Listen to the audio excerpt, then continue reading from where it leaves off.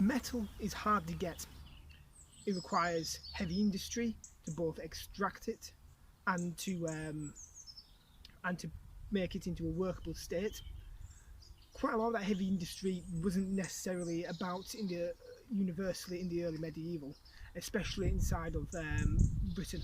So you only had a couple of foundries, or anything that would have been made was done on a workshop level, small thing.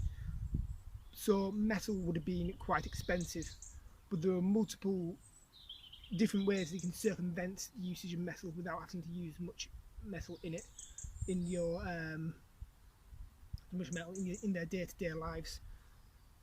One possibility which was used was wood, as you might suspect. So they could certain tools didn't have to be made out of metal, or they could replace it without, or not use much metal in them. So spades and hoes. Spades had just had a metal rim. Of the spade was made out of metal, and the rest of it was wooden. Inside hoes, they did the same with hoes, or they could do something like this with them, and have it with an ash shaft and a oak head. They're more durable than they thought they would be, and they would probably last not as long as the metal ones obviously last, but not terrible. Like, this is a year old now and been in continuous use, and is still perfectly fine and serviceable. So it's good. And yeah, also another object that universally used metal was brooches and buckles. Buckles they could replace and use that could use bone with. Just mind a little bit of brass there and bone.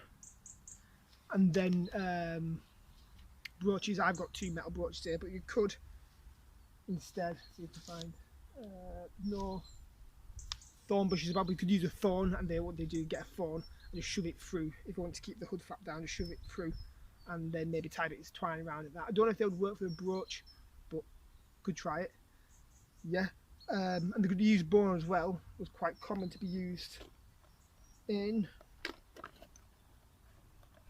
needles for sewing. So if I can get mine out.